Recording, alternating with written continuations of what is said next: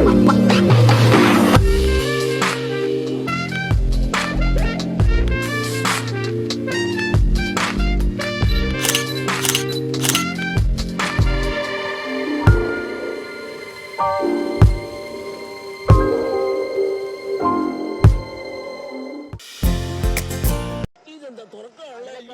Hello guys gas आपको हम लेके जा रहे हैं हनी रोज जो है साउथ की एक्ट्रेस हनी रोज के घर में। तो आपको हनी रोज के घर के टूर करवा रहे हैं, होम टूर।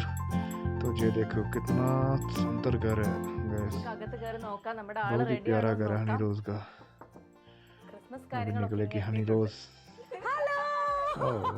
ഒട്ടും ആർട്ടിഫിഷ്യാലിറ്റി ഇല്ലല്ലോ അല്ലേ? ഇല്ലല്ലോ. നമ്മൾ പുറത്തേക്ക് ഇറങ്ങി എല്ലാവരും ക്യാമറ ശരിക്കും കണ്ടോട്ടെ. കണ്ടില്ലല്ലോ? ആരെങ്കിലും കണ്ടോ? അകത്ത് മറിഞ്ഞു നിൽക്കുന്നുണ്ടായിരുന്നില്ല. ബാ, വീട്ടിലെല്ലാരെയും കാണാം. അപ്പൊ ഇതാണ് നമ്മൾ പറഞ്ഞ വീട്. അല്ലെ, പുറമേന്ന് കണ്ടപ്പോ ഭയങ്കര ഭംഗിയുള്ള വീട്, അകത്ത്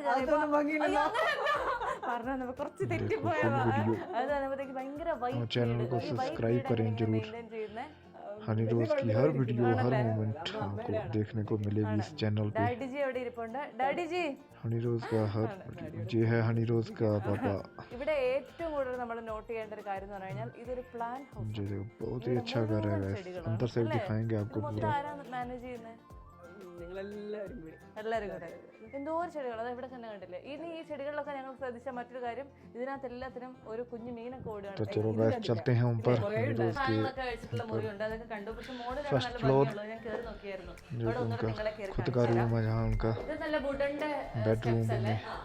വുഡൻ സ്റ്റെപ്സ് ആട്ടോ, നല്ല ഭംഗിയുണ്ട്, നല്ല സുഖമുണ്ട് ഇതിൽ കൂടെ നടക്കാനായിട്ട്. അങ്ങനെ നമ്മൾ മോളിലെത്തി. മോളിൽ എത്ര റൂമുള്ളേ? 2. മുകളിൽ 2 റൂംസ് ഉണ്ട്. അപ്പോൾ ഇതാണ് आ गया जी बेडरूम, हनी रोज का बेडरूम आ गया। മോസ്റ്റ്ലി ആലുവയിലെ വീട്ടിലാണോ നിൽക്കാറുള്ളത്? बहुत प्यारा है, ഉള്ളപ്പം ഇവിടെ ആണ്. പക്ഷെ ഇങ്ങോട്ട് മുകളിലേക്ക് കയറാറില്ല അല്ലേ? അതാണ് കേട്ടല്ലേ അല്ലേ? അത്ര അതിന്റെ ആവശ്യമുള്ളൂ. സത്യമായിട്ടും അവിടെ ഒരു വാഷ്റൂം ഉണ്ട്.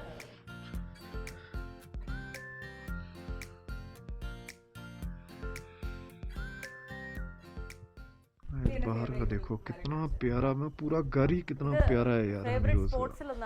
तो चलो चलते हैं, आपको इनके यहाँ फिटनेस का पूरा ध्यान रखते हैं। अपना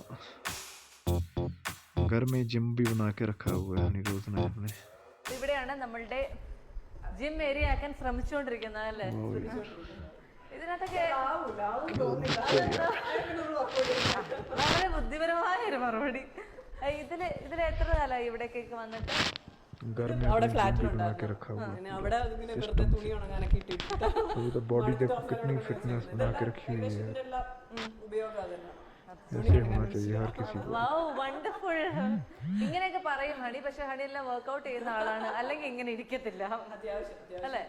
ഇതിലേക്ക് ഇതെല്ലാം യൂസ് ചെയ്യുന്നൊന്നുമില്ല. ഞാൻ കുറച്ച് വീഡിയോസ് ഒക്കെ എടുത്തിട്ട് അവിടെ കുറച്ച് സ്പേസ് ഉണ്ടല്ലോ, അപ്പൊ അവിടെ നമുക്ക് पूरा अपने तमिल भाषा में पूरा बता रहे हैं।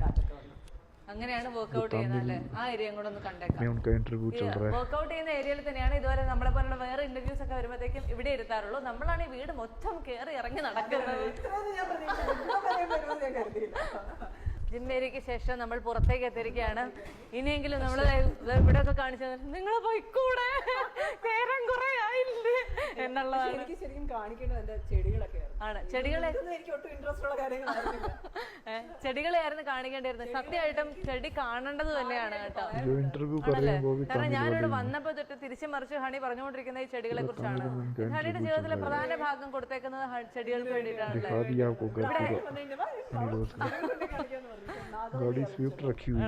അതെ, ഇതൊക്കെയാണ് കാര്യങ്ങൾ. ഇനി ഇതിനകത്ത് ഹണിക്ക് ഒരിക്കലും ഒഴിവാക്കാൻ പറ്റാത്ത കുറച്ച് ചെടികളുടെ പേരൊക്കെ എനിക്ക് പറഞ്ഞു തന്നായിരുന്നു.